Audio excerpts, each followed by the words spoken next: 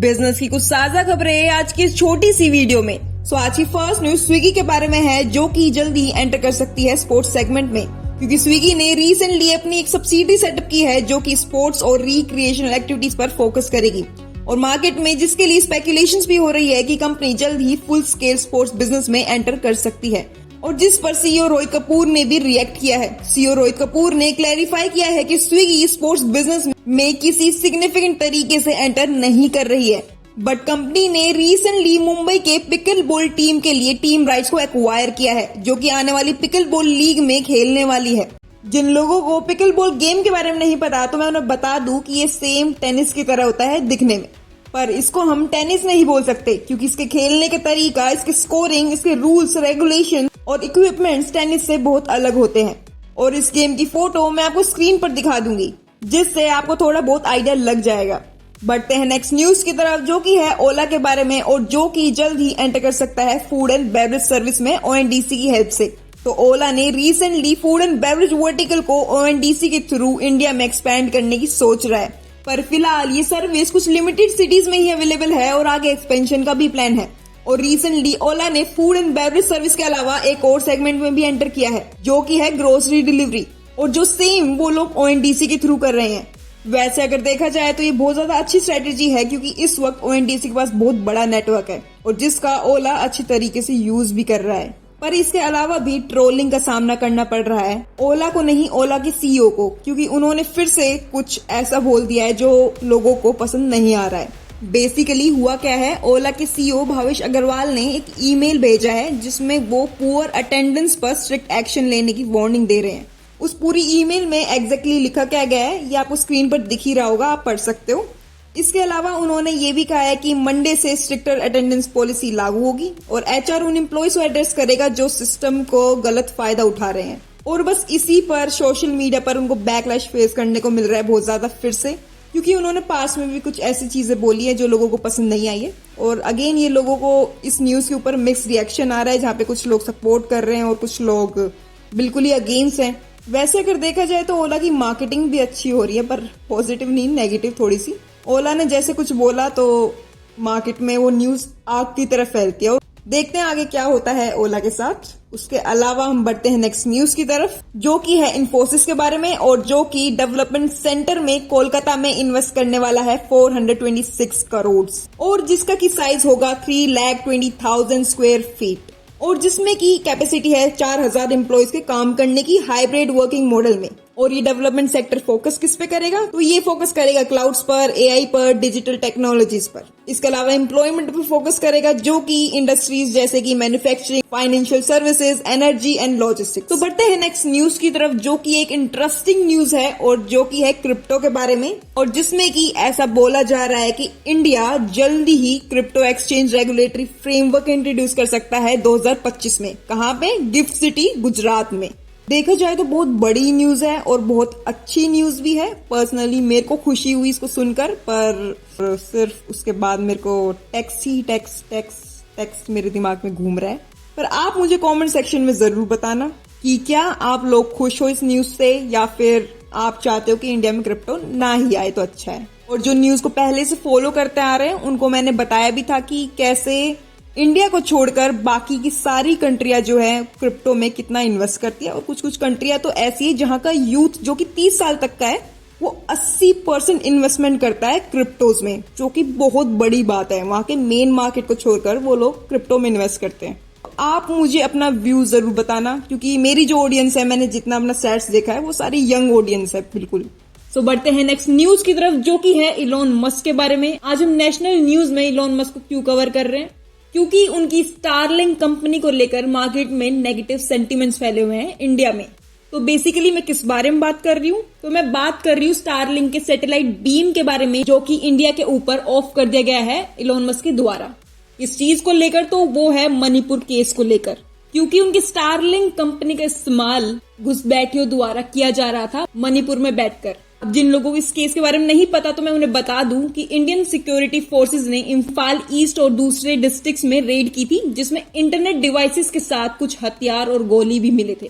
और उसमें से एक डिवाइसेस था जो कि स्टारलिंक के लोगों के साथ था और उसको गलत तरीके से मिसयूज किया जा रहा था। और अगर आपको पता हो स्टारलिंक के पास इस वक्त इंडिया में ऑपरेट करने का लाइसेंस नहीं है और फिर भी इसको ऑपरेट किया जा रहा था किसी एक्स पर्सन के द्वारा। और अभी इस केस में और भी इन्वेस्टिगेशन चल रही है। जैसे ही अपडेट्स और आते जाएंगे आपको इस चैनल पे मिलते जाएंगे, तो तब तक के लिए आप हमारे चैनल को सब्सक्राइब कर सकते हो।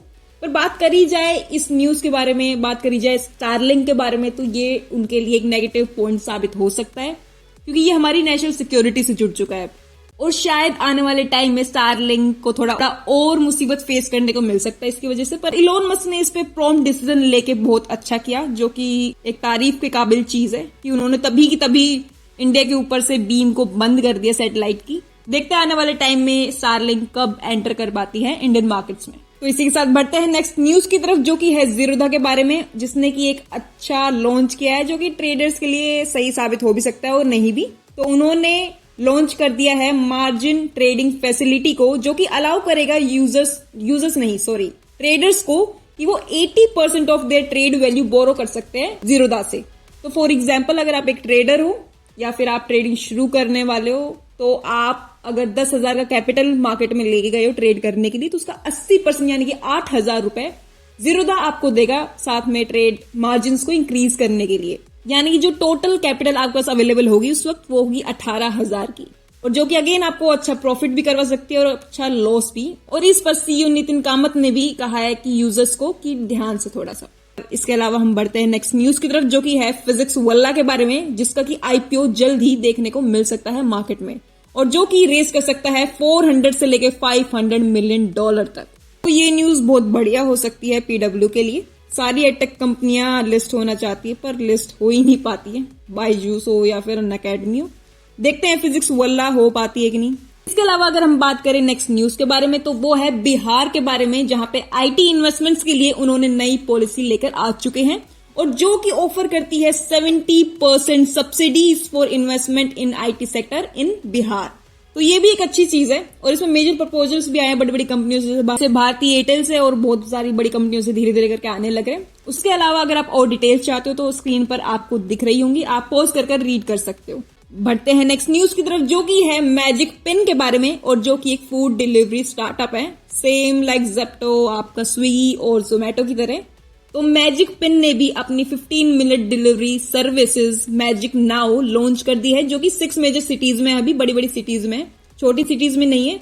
और इसके अलावा ये न्यूज भी हमने शायद बहुत पहले भी कवर करी हुई है, एक बार दो बार करी हुई है हमने मैजिक पिन के बारे में, जहां हमने डिस्कस किया था कि कैसे इन्होंने दिवाली के वक्त बहुत अच्छा फायदा उठाया था ज़ेप्टो, स्विगी और जोमेटो के अवेलेबल ना होने पर। उसके अलावा ये बहुत छोटी कंपनी है जो कि धीरे धीरे करके एक्सपैंड कर रही है और अभी ये लोग अपनी सर्विसेज 1.5 से 2 किलोमीटर के बीच के रेडियस के अंदर करने वाले हैं। और अभी ये लोग अपनी सर्विसेज मैजिक नाउ के लिए डार्क स्टोर का यूज नहीं करेंगे, कि डायरेक्ट रेस्टोरेंट पार्टनर के साथ मिलकर इस फूड को डिलीवर करा जाएगा। तो चलिए अब बात करते हैं कुछ इंटरनेशनल न्यूज के बारे में। सो आज की first international news open AI के सैम ऑल्टमैन के बारे में है, जिन्होंने अपनी इक्विटी के ऊपर क्लैरिफिकेशन दी है। पास्ट में सैम ऑल्टमैन ने बार बार ये क्लियर किया है कि उनके पास ओपन एआई में कोई इक्विटी नहीं है। उन्होंने ये भी कहा है कि उनका रोल एआई के लिए पैशन ड्रिवन है, ना कि फाइनेंशियल गेन के लिए। पर कुछ रिपोर्ट्स के मुताबिक सैम का एक इनडायरेक्ट इक्विटी स्टेक था सिक्वोया कैपिटल्स के जरिए, जो कि ओपन एआई के इनिशियल स्टेज में था। इस टॉपिक के ऊपर काफी डिस्कशन हुआ, लेकिन सैम ऑल्टमैन ने सामने आकर फिर से ये क्लैरिफाई किया कि उनके पास कोई भी शेयर नहीं है ओपन एआई के इस वक्त। इसके अलावा उनके क्रिप्टो करेंसी स्टार्टअप पर भी एक अपडेट है, जिसका नाम है वर्ल्ड कॉइन, जिस पर यूरोप ने सैंक्शन लगाने की बात की है। जो हमारी न्यूज को बहुत पहले से फॉलो कर रहा है उसको ये पता होगा कि यूरोप अपने यूजर्स के डेटा को लेकर कितना कंसर्न्ड है और उसके लिए वो कितनी स्ट्रिक्टर पॉलिसीज लेके आ रहा है। तो उन पॉलिसीज में से एक पॉलिसी ये है कि बड़ी कंपनीज को उनके यूजर्स का डेटा डिलीट करना होगा, और जिसके लिए सैम ऑल्टमैन के वर्ल्ड कॉइन को यूरोप के लिए उनके जीडीपीआर रेगुलेशन के तहत कॉम्प्रिहेंसिव डेटा डिलीशन करना होगा। और अगर ये नहीं हुआ तो उन पे पोटेंशियल बैन का भी चांस पूरा है और उसके साथ साथ पेनल्टीज भी पे करनी होगी। जैसे कि अगर सैम ऑल्टमैन के वर्ल्ड कॉइन ने उनकी पॉलिसीज को फॉलो नहीं किया तो उनको अपने ग्लोबल टर्नओवर का 4% तक का हिस्सा यूरोप गवर्नमेंट को देना पड़ेगा, और जो कि अगेन एक बहुत बड़ा अमाउंट होने वाला है। अब अगर बात करी जाए यूरोप की ही, तो वो एक तरीके से पीछे पड़ चुके हैं एप्पल के, दरअसल यूरोप कमीशन ने ड्राफ्ट मेजर पब्लिश किया है जो कि iOS और iPad OS के थर्ड पार्टी डिवाइसेस जैसे स्मार्ट वॉच, ईयरबड्स, हेडफोन्स के साथ ज्यादा इंटरऑपरेबल बनाएगा। मतलब थर्ड पार्टी जो डिवाइसेस होंगे, इस वक्त एप्पल का जो सिस्टम है वो एप्पल को ही ज्यादा प्रमोट करता है, तो इस चीज को यूरोप तोड़ना चाह रहा है एक तरीके से, जिसमें कि वो थर्ड पार्टी के साथ भी काम करवाना चाह रहा है अपने सारे डिवाइसेस को जो कि यूरोप में यूज होंगे। और उसके लिए बेसिकली वो एप्पल को ये बोल रहा है कि थर्ड पार्टी के साथ मिलके अच्छे से काम करो आप लोग भी। और जिसको कि एप्पल का भी रिस्पॉन्स आया, एप्पल ने इस रिक्वायरमेंट को क्रिटिसाइज किया है बहुत ज्यादा। उन्होंने ये कहा है कि इससे सिक्योरिटी रिस्क ज्यादा बढ़ जाएगा और जिसके लिए वो सबसे ज्यादा जाने जाते हैं, तो वो तो इसके खिलाफ है एक तरीके से। पर देखते हैं आगे जाके क्या होगा। पर इसमें मेटा ने भी रिस्पॉन्स किया है, मेटा ने भी अपना रिएक्शन दिया इस चीज के ऊपर, जिसमें वो एप्पल को एंटी कॉम्पिटिटिव बोल रहा है और एप्पल को अक्यूज कर रहा है कि वो थर्ड पार्टी के साथ मिलकर काम नहीं करवाना चाहते क्योंकि उनका रेवेन्यू गिर जाएगा, जो कि साफ साफ सी सीधी सी बात है कि एप्पल इसको क्यों नहीं चाहता। और एक तरीके से अगर देखा जाए तो अगर इन हाउस सारी चीजें होती, जैसे एप्पल का ही सब कुछ, सारे सॉफ्टवेयर और सारी चीजें एप्पल की ही हो, तो एक सिक्योरिटी का तो रीजन मैं मानती हूँ कि हाँ बिल्कुल सही बोल रहे हैं कि इससे थर्ड पार्टी के साथ कनेक्ट होगा तो इससे यूजर की जो प्राइवेसी है वो ब्रीच हो सकती है, और प्राइवेसी के लिए एप्पल जाना जाता है। इंटरेस्टिंग होगा इस कहानी को आगे बढ़ते देख कि एप्पल अगला स्टेप क्या लेगा और यूरोपियन यूनियन क्या एप्पल को छोड़ेगी या नहीं। और इसके अलावा भी यूरोपियन यूनियन बहुत ज्यादा स्ट्रिक्ट रूल्स लेके आ रही है सभी कंपनीज के लिए, अपने सारे कंट्रीज के यूजर्स के डेटा को बचाने के लिए, जो कि अगेन एक बहुत ज्यादा अच्छी चीज है। और अगर हम अब मेटा की बात करें तो मेटा के प्लेटफॉर्म थ्रेड्स ने एक नया फीचर इंट्रोड्यूस किया है जिसमें कि यूजर्स अब फोटो वीडियोस रीशेयर कर सकेंगे बिना ओरिजिनल पोस्ट को इंक्लूड करे, और जिसमें कि कस्टम टेक्स्ट ऐड करना अलाउड है ओरिजिनल क्रिएटर को क्रेडिट देते हुए। तो अगर आप थ्रेड्स को यूज करते हैं तो आप ये फीचर को यूज करके जरूर देखना, क्योंकि मैं यूज नहीं करती हूँ। पर एक और फैक्ट है थ्रेड्स के बारे में, जिसमें कि मेटा के फाउंडर मार्क ने थ्रेड्स ने 100 मिलियन यूजर्स क्रॉस कर लिए हैं, और उन्होंने इसके साथ ये भी कहा है कि जल्दी से वो एक्स को भी अच्छा कंपटीशन दे सकता है, जो कि मेरे हिसाब से आने वाले टाइम में ही पता लगेगा। थ्रेड्स मेरे हिसाब से आई डोंट नो मैं उसको क्यों यूज नहीं करती हूँ कंटेंट के लिए, मैं इंस्टाग्राम जरूर यूज करती हूँ, तो आप हमें वहां पर फॉलो कर सकते हो, लिंक डिस्क्रिप्शन में मिल जाएगा। प्लस एक और न्यूज यूरोप के ही बारे में, जिसमें उन्होंने जनरेटिव एआई को लॉफुलनेस को लेकर कुछ बातें कही है। यूरोप के डेटा प्रोटेक्शन बोर्ड ने एक ओपिनियन पब्लिश किया है जिसमें बताया है कि एआई डेवलपर्स कैसे पर्सनल डेटा का यूज करके एआई मॉडल जैसे कि LLMs, large language models develop कर सकते हैं यूरोप की प्राइवेसी लॉज को कंप्लाई करते हुए। ये जो गाइडेंस है इसका भी लिंक मैं आपको डिस्क्रिप्शन में दे दूंगी। इस गाइडेंस को डेवलपर्स यूज कर सकेंगे और हेल्प ले सकेंगे पर्सनल डेटा का यूज एआई की डिप्लॉयमेंट के लिए, जिसमें कि बिना प्राइवेसी लॉज को वायलेट किए हुए, जो कि यूरोप के होंगे। तो इसका भी लिंक डिस्क्रिप्शन में मिल जाएगा, आप जाकर पढ़ सकते हो। सो बढ़ते हैं नेक्स्ट न्यूज की तरफ, जो कि है अमेजन के बारे में, और जिसके की वर्कर्स प्रोटेस्ट पे जा चुके हैं। ये सेम केस अभी कुछ टाइम पहले इंडिया में दिल्ली में आसपास हुआ था, दिल्ली के आसपास हुआ था, जो इनका वेयर हाउस है वहां पर, और उसमें भी सेम इश्यूज थे जो कि यहाँ के भी वर्कर्स फेस कर रहे हैं और यूएस के भी वर्कर्स फेस कर रहे हैं, जैसे कि एक सही पे ना मिलना, वर्किंग कंडीशंस अच्छी नहीं है, एम्प्लॉयज के लिए बेनिफिट्स भी नहीं है। तो इसी चीज को लेकर सेम यूएस में भी स्ट्राइक पे बैठ चुके हैं लोग। सो नेक्स्ट न्यूज इंस्टाग्राम के बारे में है, जो कि अपना generative AI video editing tools लेके आ सकता है जल्द ही।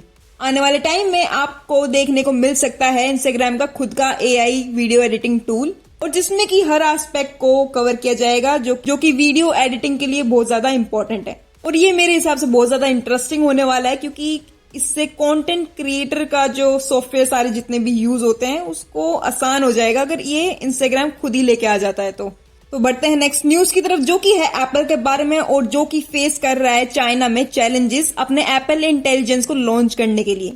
तो चाइना में एप्पल इंटेलिजेंस लॉन्च करने के लिए गवर्नमेंट अप्रूवल की जरूरत है, जिस पर चाइनीज अथॉरिटीज ने मैंडेट किया है कि सारे एआई सिस्टम रिव्यू के थ्रू जाएंगे ताकि स्ट्रिक्ट कंट्रोल मेंटेन किया जा सके। पर दिक्कत क्या आ रही है कि गवर्नमेंट ने ये कहा है कि फॉरेन एआई कंपनीज को चाइना में ऑपरेट करने के लिए प्री अप्रूवल लोकल फर्म्स के साथ कोलैबोरेट करना होगा, और एप्पल पर चाइनीज फर्म के साथ पार्टनरशिप का प्रेशर डाला जा रहा है एक तरीके से, जिसकी वजह से वो अपना इंटेलिजेंस लॉन्च नहीं कर पा रहा है अपने प्रोडक्ट्स के लिए। और इसके लिए एप्पल कोशिश भी कर रहा है अलग अलग वहां की कंपनियों से, जो कि टिकटॉक की पेरेंट कंपनी है उससे भी बात चल रही है, लेकिन वो अभी अर्ली स्टेज पे है। देखते हैं एप्पल इस चैलेंज को कैसे ओवरकम करेगा चाइना में। नेक्स्ट न्यूज एक छोटी सी न्यूज है। ओपन एआई ने लॉन्च कर दिया अपना chat GPT search for all users. अब आप जाकर चैट जीपीटी सर्च को यूज कर सकते हैं। पहले ये पेड सब्सक्राइबर्स के लिए ही था, जो कि अब पब्लिक अकाउंट्स के लिए भी कर दिया गया है। सो नेक्स्ट न्यूज यूट्यूब के बारे में है, जो कि कंटेंट क्रिएटर्स के लिए है, जिसमें कि उनका जो वीडियोस है वो as a AI training data use किया जा सकता है थर्ड पार्टी एआई कंपनीज के थ्रू, जिसमें कि कंटेंट क्रिएटर्स को वो सेटिंग जो है अलाउ करनी पड़ेगी। और जो कंटेंट क्रिएटर है उनके में ये ऑलरेडी अपडेट आ चुका है, क्योंकि मेरे में ये अपडेट आ चुका था, जहां पे कि मुझे सिर्फ अलाउ करना है और वो एआई कंपनीज मेरी वीडियो को यूज कर सकती है अपने डेटा को ट्रेन करने के लिए, जो कि अगेन एक अच्छी चीज है। सो नेक्स्ट न्यूज यूरोप के बारे में है, जो कि $11 बिलियन की सैटेलाइट डील साइन कर चुका है उनके राइवल स्टारलिंक को हटाने के लिए। दरअसल यूरोपियन यूनियन ने $11.1 बिलियन की डील साइन की है, कि 2030 के लगभग 300 सैटेलाइट को लॉन्च करेगी, और जो कि इलॉन मस्क के स्टारलिंक को अच्छा खासा कंपटीशन देने वाली है। बढ़ते हैं लास्ट न्यूज की तरफ, जो कि है एफएनआई के बारे में, एफएनआई के क्वेश्चंस के बारे में, जिसको कि आप जरूर अटेंड कर जाना। और अगर चैनल को सब्सक्राइब नहीं किया है तो उसको सब्सक्राइब जरूर कर लेना, और सारे के सारे इंडस्ट्री अपडेट्स। और आज के आपके फन क्वेश्चन आपकी स्क्रीन पर ये रहे।